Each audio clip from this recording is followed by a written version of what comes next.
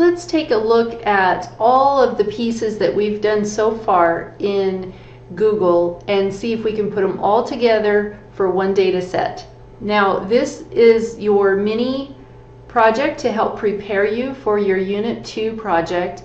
And the reason we're doing this is because there are a lot of little pieces that we've done so far, and I want you to put them all together for the data that you collect. And so to be able to do that, I'm just going to show you the whole thing together. So first thing, go to Course Materials from my Math Lab, and then you want to go to Data, and slide down and you should see Data Sets MWF. Click on that one. That's the one we want to use. And I want to show you a couple of things about this file. First thing, I need to make a copy of it because I don't want to change what's sitting there for you to view. And this will be Mrs. Brown's data sets MWF. Okay. So it'll bring it to a new page for me, and I have it named already. I've assigned which page you should do for your exercise, your mini project. I'm going to show you tensile strength because it's the ugliest, I thought. I hope you agree, and then I hope you also agree that you got an easier data set to work with. You may have been assigned miles per gallon, so you would just go along the bottom and click wherever the name matches what you were assigned. If you don't see it along the bottom, you can move either direction with these arrows. So I can go further left, there was nothing. I can go further right, and that's where age of at inauguration is. So back to my sheet, the tensile strength. What I want to do is after I lost my data, it slid over a little too far. There we go. I'm just going to put a little note here to myself. I want to make sure I do the mean, and I'm going to qualify that mean by hand, mean by Google, median, and that can be by Google, that's fine, mode. That one we might have to do a sort and double check, and then range, and that we can do however we want, and then standard deviation. I'm going to say standard deviation by hand, standard deviation by Google. So there's my task list. I have one more thing. I need to make a histogram. So there's my task list of items for this data set. So to start off, let's think about it. If I need to do the mean and the standard deviation by hand, that means I'm going to have to sum all the numbers, which I need for mean and I need for standard deviation. And I also need the n, or the count, for both of those measures. So I can kind of share my work. I don't have to do all of it. Let's see what keeps happening to my data. So here I would like to put the sum, and then I would like the squared sum. Just like we did for the standard deviation, we may as well make it all work for standard deviation. The next thing I want over here is the sum of x squareds. And I'm also going to need my x squared column. So now that I've just made a couple of headings here and there, I'm coming back to this data. I want to square this number. Boy, I don't want to do this one by hand. And then I'll type in equals, click on the 203.41, and then that gives me the B2, which is its position, and then the caret to say I want to take it to the second power, and then I type in the 2, push enter. So I get 41375.6281. And if I click on it, I can see its formula up here on the top bar, and I can go to the bottom right until I get that plus. I'll show it to you a couple of times. Just slide right up to it until you have that really skinny plus, and then drag down until the last data item, and then it's going to fill in all my squareds for me. Now, since I already have that selected, remember I want to show the sum at the bottom, and since I have a full screen view here, you can see the sum here for the functions. I'm just going to click on that and say sum, and it automatically takes the range that I had selected and gives me the sum. That's the sum of my x squared, so that's perfect. I'll push enter. Now come over to the other column where the original data is, Control Shift down arrow to select all that data, and remember I can just come over to that sum button again and do the sum, push enter, and it's giving me the sum of my x's or my data values. And then I want to square that. That's my next step. So I'll say equals, click on the cell above, caret 2, so that I'm going to square it, push enter, and I have a very large number. It keeps going over that direction. Remember, I also need to have an n and an n minus 1. And we'll need to do those before we can work on our formula. So to find the n, I am just going to use equals count. So equals count, left parenthesis, and then I'm cheating sort of. It works, it's not a problem, but I'm starting at the bottom because it's close. So I'm going to click on that last data value and then hold and slide up to the top. Make sure I exclude the title and then release my mouse. You can see in Google Sheets, it tells you what you're working on right here, right by where you are with your cursor, which is really handy. So I'll put in the right parenthesis and then enter, and it's going to bring me down. It's telling me I have 25 data items. I can double check that by looking where the last data item is in row 26, but I had one row for titles, so that would be 26 minus 1, or 25 for how many data items. Perfect. N minus 1 then equals, click on your n, say minus 1, enter, and there you are, 25, 24. Now I need to use my formula, which I have sitting right here, so we'll pull that formula out. And the formula is right here, so we take the little divide. Remember, we're going to do this little divide in here, so little divide. And that's taking the sums that I squared, so that's the squared sums, that's these right here. So I have to say equals the squared sums and then divided by, so slash, and then n is what we're dividing by, so click on that one, and I get a number which is still really large, but I'm glad I'm using Excel or Google, not by hand. And then I need to do, once I take care of the little divide, then remember I do subtract next, so subtract. And to do the subtract, I'm going to say equals first, and then I have to do this sum of the x squareds, which is this one, the x squareds, and then the sum, so the sum of the x squared. So I'll click on that value and then subtract, and it's going to be the result of the little divide, so I click on that result and push enter. Now it's at a nice number I can read, 8,055. So I've done the subtract, then that's this part here. So I'm ready to do that last divide, which was by the n minus 1. So I'm going to say this is the big divide, and so it'll be equals my numerator, which was the 8055, divided by, so I'll do slash, and then I'm dividing by my n minus 1, so I'll click on that cell that has the 24, push enter, and I get 335.6381. I have a lot of decimals showing. I'll fix that in a minute. The last thing I need to do is to take that square root, so I'm going to write by hand standard deviation equals SQRT parenthesis, click on that 335 value, right parenthesis, enter, and so my square root is 18.3204. Now I have 4 decimal places on that one. I'm going to select a few that have a lot of decimal places, come up to that 1, 2, 3, and say custom decimals, type in the number 4 and push enter, and there I have a fewer amount of decimal places, showing it makes the numbers a little bit more manageable. And so that was my standard deviation by hand-ish.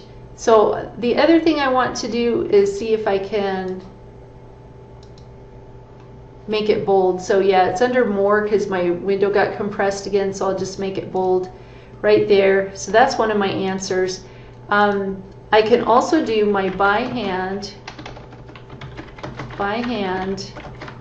mean, because I have all the data I need for it. Remember, I just need the sum of all the data items and how many data items I have, which is my n, and I've got both of those, so I can say equals my sum, so I'll click on the sum, divided by n, so I'll click on the n, the value for n, and push enter. So 203.9336, that is my mean. That is the average of all the data items that I have for this set of data, which was tensile strength of a composite material used for aircraft manufacture.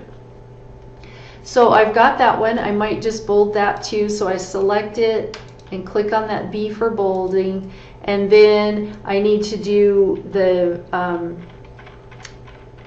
by Google standard deviation, and remember that one is going to be equals STDEV, and then I'll have to select my data, so I'm just going to do it backwards again and slide down so I only have data selected, right parenthesis, push enter, and there it is. And then by Google mean, and to do the by Google mean, remember that one is equals average. It's been a little while, AVERAGE, and again select the data, right parenthesis, push enter, and this one has way too many decimal places showing, so I'm going to click on that 1, 2, 3 and bring it down to 4 decimal places. Much nicer, and I can actually see now that the two are completely equal, 18.3204 for both, and then the means 203.9336, 203.9336. That is a very nice double check that tells me that I calculated my mean and my standard deviation correctly by using the by hand method and the by Google method. Now I want to see if I can close that, so I click on the more. I do want to try to get this column just a little bit wider. There, that's what I wanted to see, so that my lines weren't wrapping around. Now I have all the hard calculations done, but let's refresh on how to do these other calculations. We had a few more. We've done this one and this one, so I'll just delete them off our list. We've done this one and this one, so I'll delete them. We need median, mode, and range, and let's think about them for a sec. Come down to where we had some space where we could write our data. Okay, so we need to do the median. And median, remember, there is just a function, equals median, and it's going to return, I'm not sure how much I have typed, IAN. It's just going to return the median of my data. And I'm going to type in the range this time because I'm really tired of dragging and it's the same range every time. So it was B2 all the way down to B26. So I'll just do B2 colon B26. And when I do that, it shows me with green outline where I selected, so it helps me decide if I did it correctly, and then push enter. It's saying the median is 206.51. Okay, now I need mode. So we'll see what Google will tell us, equals mode, and B2 colon B26, same interval again. And it says NA, which means it's not really an error, there's not really a problem, it just means there is no mode. So I could write off to the side for that one, no mode. Now I need to find the range. And if you remember, range is the largest minus the smallest. And to find the largest, Google has a function called max. And to find the smallest, Google has a function called min. And I can put them together on the line, or you can do separate lines for each one. But I can start it off and say equals max, and I want to put in that interval again, B2 colon B26. Finish up the max and then say minus min. I'm leaving them both in the same statement there, and B2 again, colon B26, right parenthesis, and I push enter. And it's telling me, well, from one end of the data to the other is 82.32 units. All right, we had one more thing, I believe, which was probably the histogram. Let's take a look. Yes, mean, median, mode, range, standard deviation, and now finally histogram.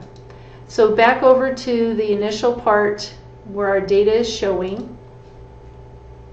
And let's see if I can make this a little better.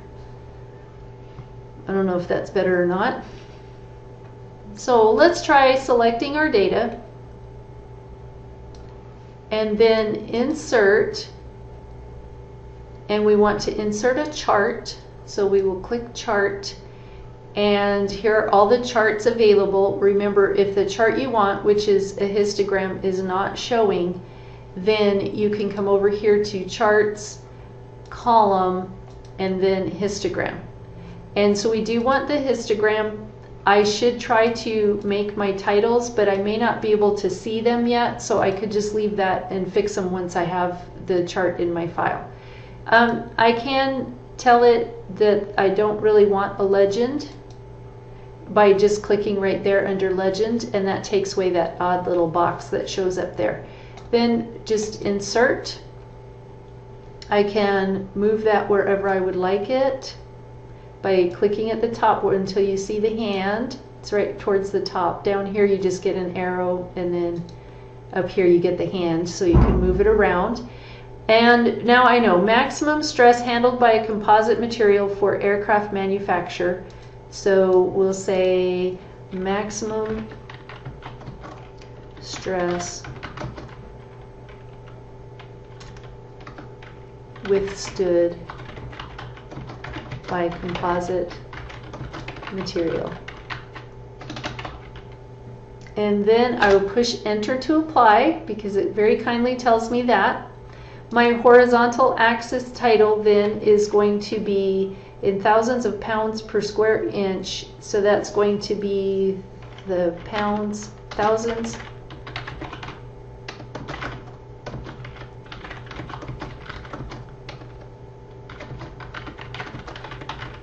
And push enter, and this would be the number, always going to be the number because we're doing frequency.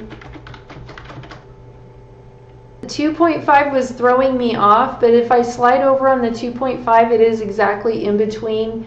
So there's a 2 and a 3 above it, so there's actually, this is just one data point here, 1, 2, 3, 4, 5 data points here, and you can see if you track the 5 across. And so the last thing I want to just talk to you about is what kind of shape does this histogram have? And if you look at it, it really looks fairly normal, fairly mound shaped. So we would call this one, probably call it a mound shaped distribution. Now if we're thinking that, we can also take a look at our data and see if our data kind of supports that idea by the mean, median, and mode. So let's look at them. Our mean was 203.9336. Our mode was 206.51, or a median, and there was no mode. So it's in the general area. It's kind of mound shaped, but not perfectly mound shaped. All right. So if I was going to look at that and decide, I would have to say it might be skewed, and it would be a little bit to the left because the mean is being pulled towards a bit of a tail. So let's take a look again. It's 207 and 204. And actually when you're going from 150 to 250, the difference of like 3 pounds. Well, it's 3,000 pounds, so I guess it is somewhat skewed to the left. But you could get away with saying that this one was mound shaped.